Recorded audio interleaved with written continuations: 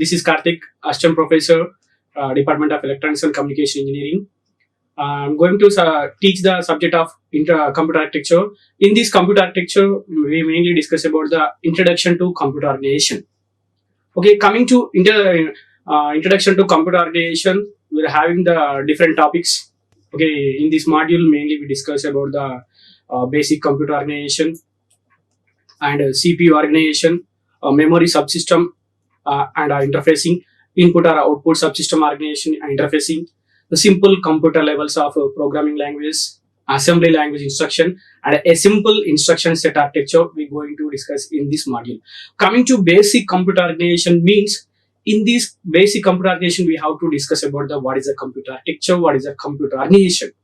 Okay, coming to CPU organization means what is a system, what is the system it consisting. Okay, in the CPU, what are the components we are having that is also we discuss in the CPU organization. Coming to memory subsystem organization and interfacing. Okay, coming to memory subsystem means in that we discuss about the what are the different types of memories. Okay, how the system will organize, and also it is how we can interfacing to the CPU, that will also we discuss in this memory subsystem organization and interfacing. Coming to input or output subsystem organization and interfacing, here also we can discuss about the what are the input devices, what are the output devices, and also how we organize it to the CPU, and also how we can interface into the CPU, that will also we discuss in this topic. Coming to simple computer levels of programming language, we are having the different types of programming languages, that is a high level programming languages and also low level programming languages, that will also we can discuss in this one. Coming to assembly language instructions. Okay, coming to low level language, we can go for the whatever instruction we can use for the assembly language instruction, that will also we can discuss in this module. Coming to a simple instruction set architecture, what are the different types of set of architectures, that will also we can discuss in this one. Coming to basic computer organization. Okay, coming to basic computer organization means we have to know the what is a computer. Okay, we have to know the what is a computer. Computer is a electronic device everyone knows. Now a generation, everyone using the computers. Okay, that is desktop computers, laptop computers, mobiles, or any notepads. Okay, that will also we can use in this now generation. What is a computer? Computer is an electronic device. With the help of computer, we can process data and store the data. Okay, that will everyone knows. Okay, before going to computer organization, what is a computer organization? Why we are tell this about the computer organization, we have to know. Okay, first of all, every programming. Okay, for any, if you have any problem, before that we have to know the algorithm. Okay, then we can perform the programming, and also that programming having the language and compilers. Okay, that if it is having the high level means we can convert the with the help of the compilers. Okay, with the help of the assembler, we can translate to the machine language. And also coming to processor and memory system. Okay, what is the function of the processor and how it helps to that particular programming. Okay, that is also related to the programming, that will also we can see. And finally we can go for the what are input or output system. We can get the results. Okay, we can give from the any information from the input side, and also get the information from the output side. Okay, the based on the input and output system, that will also mainly we have to note. Okay, first of all, any problem we can resolve from the computer, we know that. Before that we have to know the algorithm and also programming, and the way that what are the programming is that. Okay, the based on the programming we can go for the language. Okay, which language, high level or low level language, and with the help of the compiler we can translate the high level to low level. With the same thing we can process the information from the processor, and also that we can store the information into the memory system. Okay, that will also we can visible from the output system. Okay, here the everything connected to the outside environment from the input and output system. Okay, coming to computer, in order to achieve complete understanding of computer system. Okay, it is always important to consider the both hardware software design of the various computer components. Okay, coming to computer, we know that we have the sum of the softwares and also hardware devices we can relate it to the computer. We know that the combination of the software and the hardware, that is some embedded computing. Okay, in other words, even functionality of the computer has to be studied to increase the performance of the computer. Okay, if you go for the high performance, we can use the high-end processor, and also we know the functionality of the every device. Then only we can perform our computer. Okay, then we have to know the functionality of the every device also. For example, if you go for the any input side devices, means what is the function of that particular peripheral. Okay, and also we can go for the output side. We have to know the particular information about the and also functionality of the output system also. Okay, these all are comes under the software and hardware components. Okay, here we can see the something related to the computer organization and architecture. It mainly the whatever having the computer architecture and organization mainly focus on various parts of the computer in order to reduce the execution time of the programmer. Okay, anyone. Okay, that any human needed execution time of the processor we have to reduce. Okay, then only we go for the particular device. Okay, if you go for the Pentium processor, if you go for the i3, i5, i7 processor, if nowadays everyone choose the high-end processor only. If you go for the Pentium processor, mean that the execution time is very less. Okay, that's why we go for the high-end processor. Then we can give the fruitful results to the our a particular content. Okay, they generally we tend to think the computer organization and computer architecture as same. Okay, but we have to know that, but whenever you go for the architecture and organization, the related same information, but it's little bit a slight of the difference. Okay, that will also we can know that with the help of the computer. What is the computer architecture? Means it is a blueprint for design and implementation of the computer system. Okay, you have to know what is the architecture. Okay, we know that somewhere also general term we know the architecture, that interior design also we have some different architecture. Coming to computer architecture, okay, this is some design of the implementation of the system, how the system will implement, how the system will develop, what are the device we have to interfacing to that particular components. It provides the functional details and behavior of the system, and also we can know that computer organization, it is a deal with what to do. Mainly it deals with the what to do, that is mainly about the architecture. And also we can study from the hardware point of view. Okay, we know that organization architecture, but coming to architecture, we can also this mainly hardware point of view, that is the computer organization is the mainly deal with the software point of view. Okay, they means we can have the how the system is implement, how the system will implement basically through light on the designer point of view also. Okay, there is some light of the information we can go for the designer point of view also. Mainly it concentration on the hardware point of view, mainly it having the how the system will implement, how the system design will implement. But mainly we can focus on the computer architecture. Coming to computer organization, coming to computer organization, it is how operation parts of the computer are linked together, and it is implemented provide computer architecture that it mainly deals with the how to do the computer organization, how to do. But coming to computer architecture, what to do. Okay, how to do, that is a difference. What to do, okay, that is the main difference about the computer architecture and organization. And also we can see that this one is a software point of view, but coming to architecture, that is a hardware point of view, we can give the information. Coming to here, we can give the information from the software point of view, that we give the overall description of the system. And also without going into much details, in other words, it is mainly about the programmers of user point of view also. Okay, that is a main difference, computer architecture and organization. Okay, in the computer architecture we have to do the what to do, the computer we can deal with the what to do, but coming to computer organization, it deals with the how to do. That is a main difference. And also we can see the several difference for the computer architecture and organization, then you can understand easily main what is the difference, okay, in between both. Okay, you can see here coming to computer architecture and also coming to computer organization. The first one is the architecture describe what the computer does. Okay, that you can understand easily. Okay, coming to here in the computer organization, it describes how it is done. Okay, here what the computer does.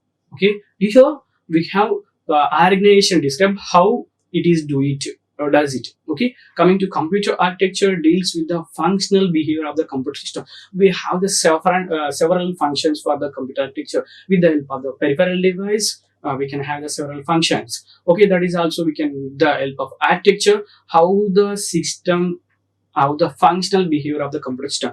Coming to computer organization, it deals with the structural relationship. Okay, you can observe here, this is mainly structural relationship, but coming to here we have the behavior. Okay, this is a behavior, this is a structural. In this one mainly high level design issues, but coming to here low level design issues. Okay, here they mention the high level design issues, here they mention the low level design issues. Okay, and also architecture indicates it hardware. Just now we see in the definition, it is a totally comes under the hardware point of view, it is a totally comes under the software point of view, where the organization indicates its performance also. And also coming to for designing of a computer, it is architecture is fixed first, then only we go for the organization. Okay, without architecture we don't have any organization. Okay, first of all we have to build the architecture, then only we go for the organization. Without architecture we don't have any organization. Okay, here the for designing a computer, it is a architecture is first, we have to design the first architecture, then we go for the organization. For designing computer, organization is decided after its architecture. Okay, that is the first. Which one is first? Architecture first, then we can go for the organization. Okay, coming to computer architecture is also called as a instruction set architecture. Okay, in that we're having the CISC architecture and also RISC architecture. But coming to this one, computer organization is frequently called a micro architecture. Okay, this one is also called instruction set computer, and also this one is called computer organization, frequently called micro architecture. Okay, coming to computer architecture is compress logical functions such as instruction sets, registers, and data types and data signals. Okay, in the first module we can also discuss about the what are the instruction sets and registers, what are the data types, and also we can discuss the different types of addressing modes. That is all are including into the computer architecture. But coming to computer organization, it mainly consisting the physical units like circuit designs and peripherals address. Okay, we have the peripheral means whatever having the connected to the computer, that is called peripherals, whether that is an input device or output device. Coming to adders also circuit design, so the based on that we can go for the computer organization. Okay, coming to computer architecture, the architecture coordinates between the hardware and software of the system. It will with the help of the software and hardware we can coordinate the particular operation. Okay, coming to here, the computer organization handles a segment of the network in a system. Okay, these are the main difference in between the computer architecture and also computer organization. Okay, these are the main difference. First of all, we have to know that what is the computer architecture, what is the computer organization. Without architecture, we don't have any organization. First of all, we have to set the architecture. Then only we can organization the computer. Okay, we have to build the computer, then only we can go for the organization. Okay, that is the main difference between the computer architecture and also organization. Okay, these are the difference in between computer architecture and organization. And next, we have to know the evaluation of the computer. We up to now we know the computer, what is the definition of the computer, and then we have the what is the computer architecture, and also we also know that computer organization. Next, what are the evaluation of computers devices? The first evaluation is the electronic numerical integrator and computer. The system is designed in the 1940. The system, this is the first computing device system in the 1940s. But that time, in the whatever having the electronic numerical integrator and computer, it consisting the 18,000 buzzing electronic switches. Okay, it is also called vacuum tubes. Okay, that time we are using this much of vacuum tubes, and also every bit whatever having the vacuum tubes, that is including into the 42 panels. Okay, whatever having the 18,000 buzzing electronic switches, those are vacuum tubes. We can placed into the 42 panels. Okay, here we having that this is a dimension, and also it is well organized in the U shape around the perimeter of the room with a forced air cooling. Okay, in the first computing device we can place into the big room. Okay, that is also a air conditioned room. Okay, there we having the 42 panels, so we can place the vacuum tubes. That is the first computing device in the 1940s. After that we can go with the ABC computer. It is also known as the first digital electronic computer. Okay, but this is a not programmable computer. Okay, the first one whatever having the 1940s, and this one also we don't have any programmable computer. Okay, coming to 1941, we're having the first programmable computer. Okay, whatever having the 1937 and the 1940. Okay, those are in the not programmable computer. But coming to 1947, the Z3 was invented in the German inventor Konrad Zuse. Okay, it was the first programmable computer. This is also a fully automatic computer machine. Okay, that is when introduced in the 1941. But previously we are having the 1937 and also 1940. Okay, after that many advancement in the processors, and also we can use that transistors were invented in the 1947 at Bell Laboratories. Okay, previously we used only up to 1941 we are using only vacuum tubes. But whether it is a programmable computer or also non-programmable computer. But coming to 1947, at Bell Laboratories developed the transistor. They invented the transistors. And then we can go with the fraction as the size of the vacuum tubes, and also it consumes less power. The previous one is it consumes high power because that is all placed in the one big room. Okay, but is we can reduce the our size also, but still the complex circuits were not easy to handle. After that, some advancement we can go for the integrated circuits, that ICs. That is in the 1959, Jack Keebley and Robert Noyce invented the integrated ICs. At the same time, in the 1959 too, the and coming to 1968, we having the some co-founded the Intel Electronics company. It is also in the global market nowadays. Also, we can use this Intel ICs. Okay, this is some research of the development. We can go for the these Intel company ICs. That is in the 1968. Okay, after that also we can having the 1983. The Lisa was launched the first personal computer. Okay, with a graphical user. Okay, in the previously we don't have any GUI, that is a graphical user interface. Then we are using the vacuum tubes, transistors, and also we can use the ICs. But whether it's a programmable and non-programmable. But whether we don't have any GUI, that is a graphical user interface. We are including into the 1983, that is a first personal computer. They will using the graphical user interface. Okay, that was for sold in commercially. It is ran on the Motorola 68,000. That is we are used for the dual floppy disk drives. There we having the store the 5 MB hard drive and also 1 MB RAM. Okay, nowadays we are using the minimum 6 GB or 4 GB RAMs, but there we are using 1 MB RAM. You can assume, you can imagine. Okay, but whether coming to ROM, we are used only nowadays we are using 1 TB. But at that time they used 5 MB. Okay, how much data will store that the particular personal computer? But very huge amount of data we can store right now. But they're using 5 MB hard drive and also coming to 1 MB RAM. Okay, and then coming to 1940, Apple released some Macintosh portable computer. That is a weight of the 7.3 kg. Nowadays we're having the 1.5 kgs, 2.2 kgs on the laptops. But there we having the 7.3 kgs. Extremely expensive. It was not with the great successful, was discontinued in the last 2 years later. After that we will discontinue. Then we go for the another computer, that is a touchstone Delta computer, which has added the 512 microprocessor. Okay, these are the evolution of the computing device. Nowadays we are using the different advancement of processors, and also we are using the advancement of the memory systems. Okay, these are the evolution of the computers. Next one, go for the functional units of a system. What are the functional units of a system? If you go for the functional unit, means mainly we have to discuss about the inputs devices and output devices. Okay, we can discuss the input device and output devices. Okay, coming to computer organization, describe the functions and designs of the various unit of the digital system. And the general purpose of a computer system is the best example of the digital system. The general purpose computer system is the best example for the digital system. Other examples including telephone switching, exchanges, digital voltmeter and digital counters, electronic calculator, and digital display. Okay, there also we can use some functions of the computers.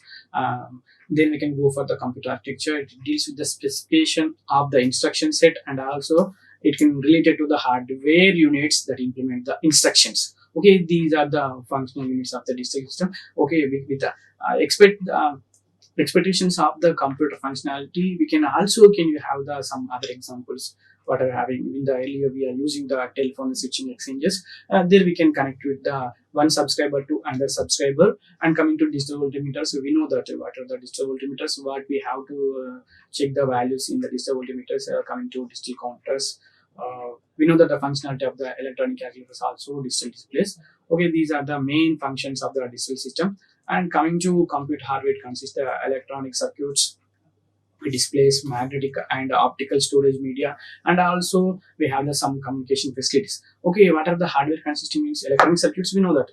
And coming to displays, monitors, okay, and also magnetic and optical storage, we have the magnetic storage and optical storage in the coming to memory storage systems. Okay, we know that that will also we can discuss in this module.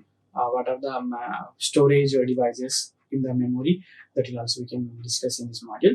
And also functional units are a part of the CPU that perform the operation and calculations called for the computer program. You know that the computer having the processor. If you, for example, if you go for any communication, what is the communication? With the help of the source, we can transfer the information by the channel to the receiver. With those, we know the communication process. What is the communication? Source, and this is a channel, and also destination. We know that. But coming to computer system, same thing. The source is an input, and also we have the CPU, that is a channel. We can be to the processor, and also this is the output. Okay, this one is a process. Okay, with the help of the input devices, we can give the information to the CPU. It can process. It can process to the outside environment. That is the output device. Okay, mainly every system we have the input and a CPU and also output device. Okay, the based on that functionality, we can go for the our communication process.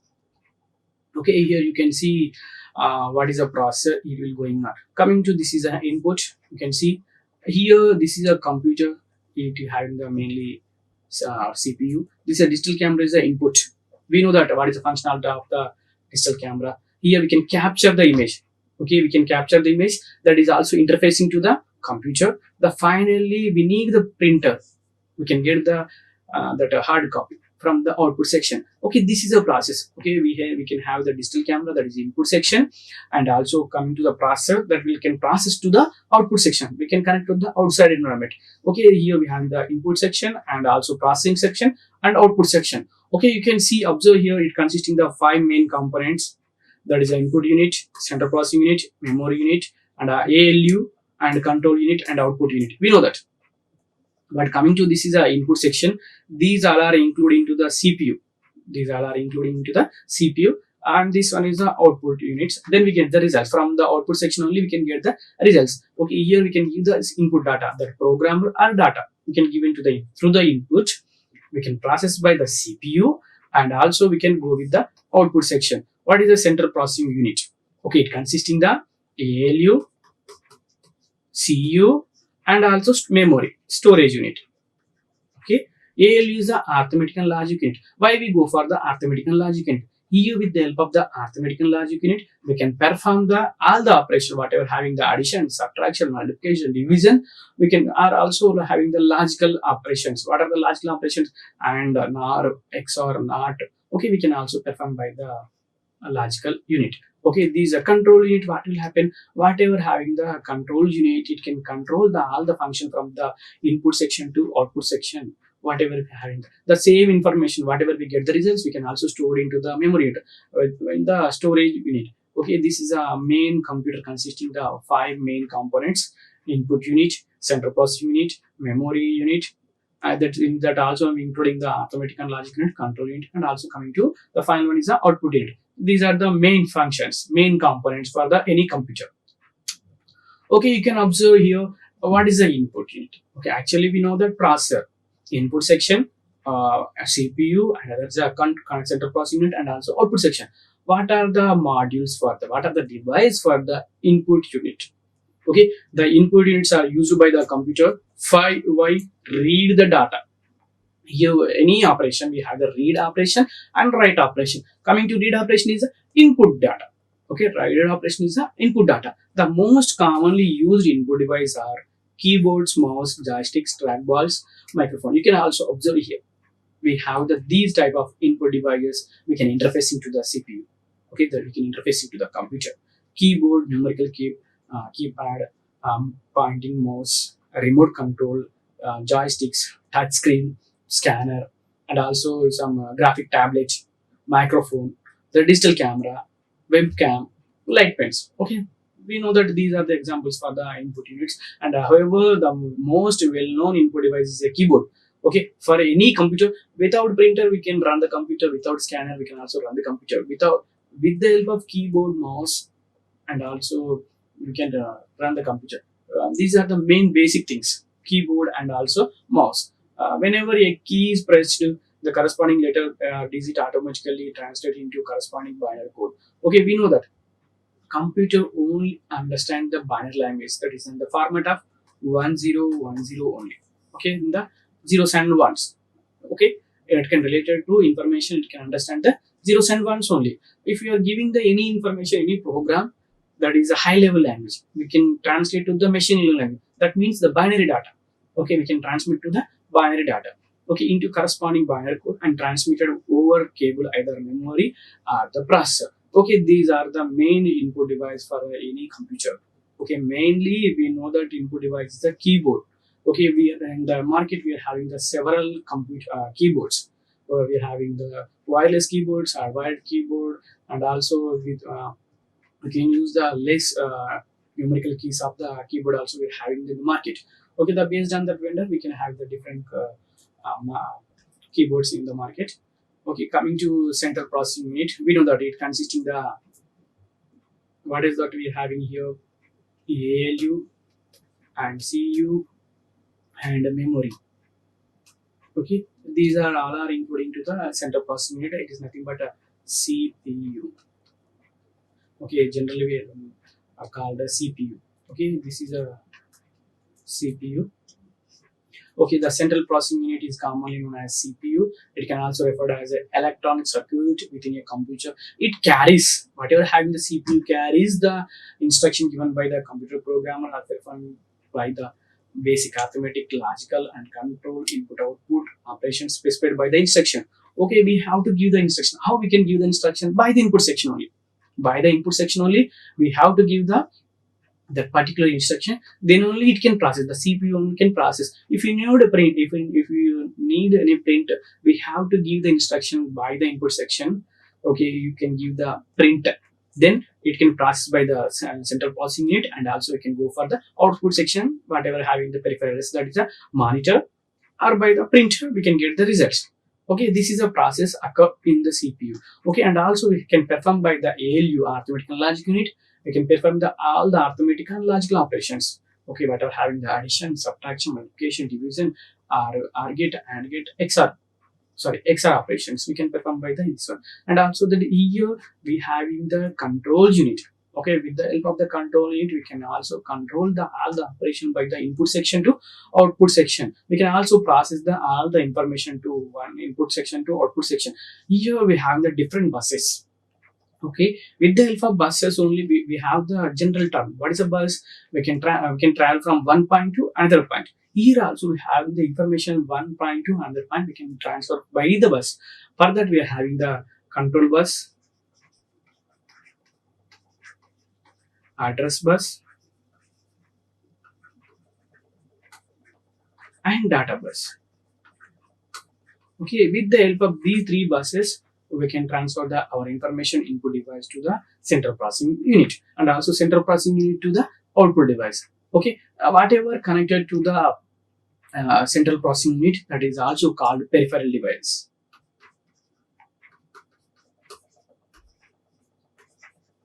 Okay, peripheral device is nothing but input device or output device, whatever connected to the CPU, that is called peripheral device. We're having the input peripherals, output peripherals, and also input-output peripherals. Okay, those are all different from the computer. Okay, these are the central processing unit function. Next one we go for the memory system. Okay, memory unit. We know that memory unit, what are the different, we have the different memory system. What is a primary memory and also secondary memory. Coming to primary memory, what is a volatile memory, what is a non-volatile memory, also we can discuss in the further classes. Okay, and the classification also we can go for the RAM and ROM. Okay, that is also we can see. First of all, we have to know the what is a memory, why we go for the memory, what is the need of memory, what is the function of memory. We can see. Okay, the memory unit can be referred to the storage in purpose only. Okay, whatever had function we can done by the computer, that we can store into the memory. We have the different type of memories, primary memory and second memory. Okay, it can which programs are kept on which are running, and also it consisting the data preferred by the some needed data into the running programs. Coming to memory unit, it can also categorize into two ways, that is a primary and secondary memory.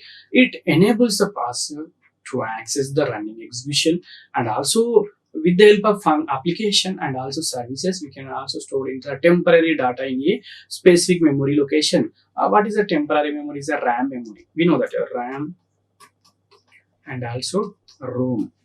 Okay, random access memory, read-only memory. This is a primary, and this one is a secondary memory. Okay, one is a permanent memory and one is a temporary memory. The temporary memory is a RAM. Coming to permanent memory is a ROM. We can also store the information or the application or services data into only temporary memory, that is a RAM. We know that what is the function of the ROM. In our mobile, coming to example, in our mobile we're having the 4 GB RAM and also 16 GB or 32 GB ROM. Okay, whatever the temporary data we can store into the ROM, RAM, and also we can clear the RAM memory also. Then it executes the clear performance of the particular devices. Okay. Next, in this one, primary storage is also fastest memory that operates at electronic speeds. Primary memory contains a large number of semiconductor storage cells. Okay, we can also construct with the memories with the help of the semiconductors, capable storing a bit of information.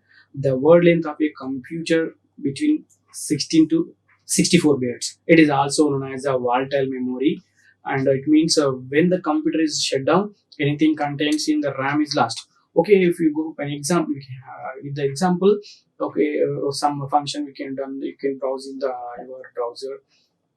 Okay, whenever power is off, automatically your data will last. Okay, but if you are storing the information in the permanent memory, but whenever computer also shut down, your data is stored into the ROM only. That is a permanent data. That is a RAM is whenever the computer is shut down, you can lose your data. That is a mainly, that is a volatile memory. Next one is a secondary memory. We can see that cache memory also. Cache memory is also kind of memory. It is used to fetch and data very soon. Okay, with the help of cache memory, we can fix the data, and after that we can go for the execute the data. Okay, they are highly coupled with the processor. The most common examples primary are RAM and ROM. Examples for primary memory ROM. Secondary memory is used for large amount of data that is stored into the long-term basis. It is also known as non-volatile memory. Okay, coming to that one is a RAM is a volatile memory. This one is a secondary memory is a non-volatile memory. That is means that stored into permanently irrespective of the shutdown also. The most common example secondary memory is a magnetic disk, magnetic tapes, and optical disk. We can store our data. Okay, in the earlier we having the magnetic disk, CDs, DVDs. Okay, after that we having magnetic disk means that we having the tape, it having the magnetic tapes.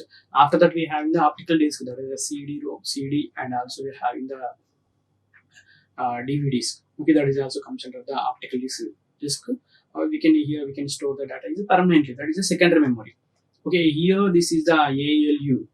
Okay, ALU operation. How the ALU operation including into the functionality. Okay, here this is a control unit, and here with the help of control bus, data bus, and address bus, we can transfer the information from this point to the ALU.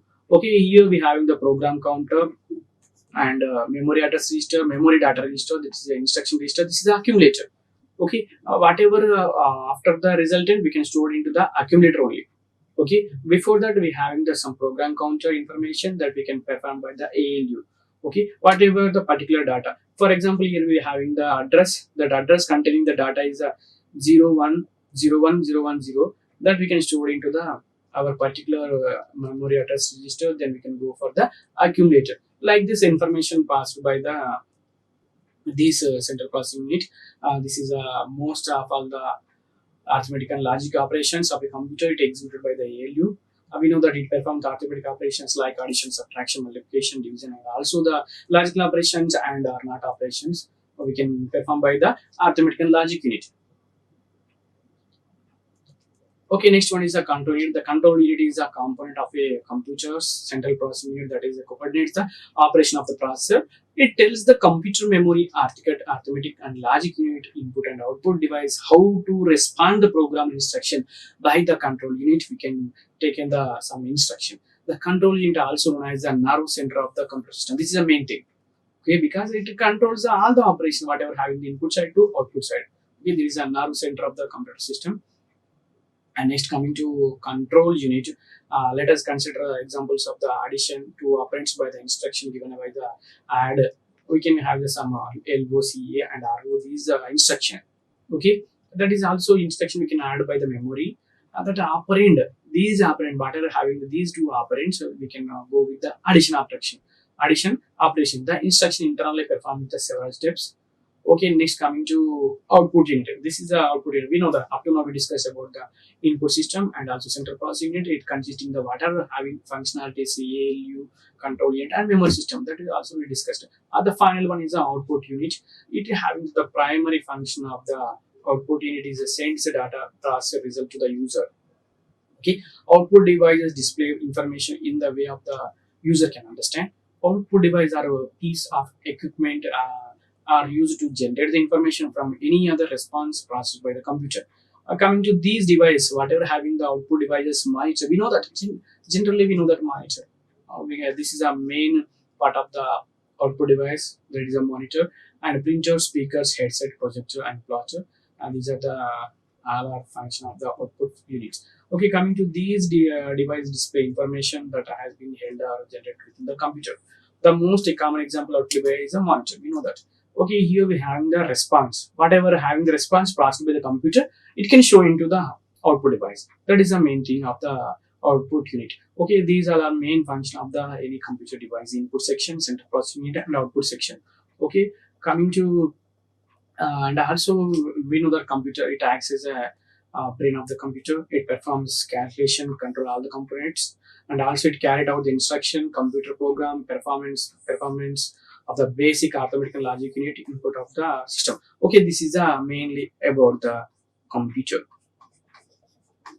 Okay, this is a main computer.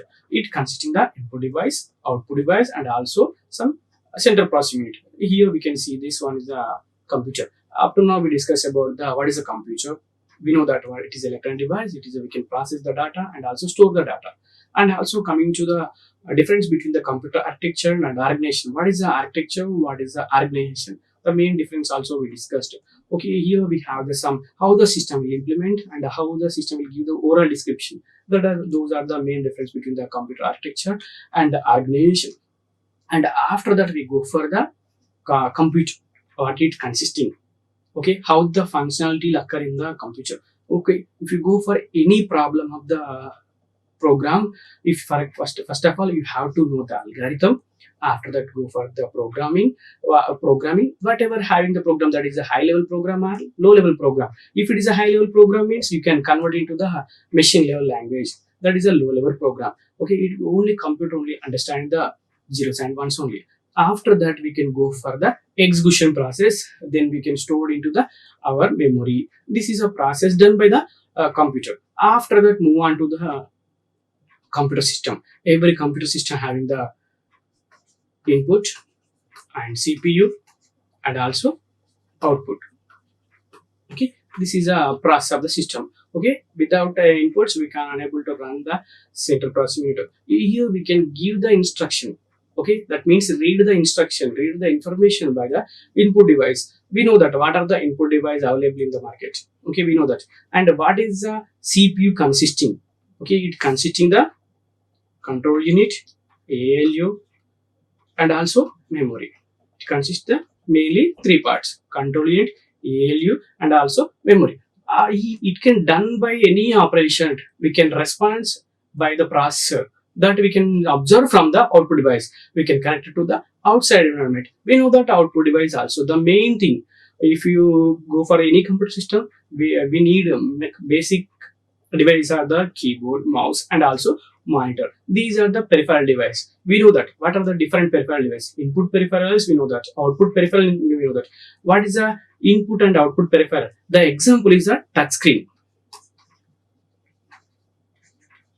Okay, this is the input and output peripheral. The combination of the input and output peripheral is the touch screen. We know that input device, scanner, microphone, those are comes under the input device. Coming to output device, also printer, speaker. But with the help of touch screen, we can, this is a combination of the input and output device. Okay, these are the main functional units of a computer system, and also this is the introduction to the computer organization. In the next class, we go for the CPU organization, how the functionality will be occur in the central processing unit. Okay, that we'll discuss in the next class. Okay, thank you. Like, share and subscribe. Hit the bell icon for more updates.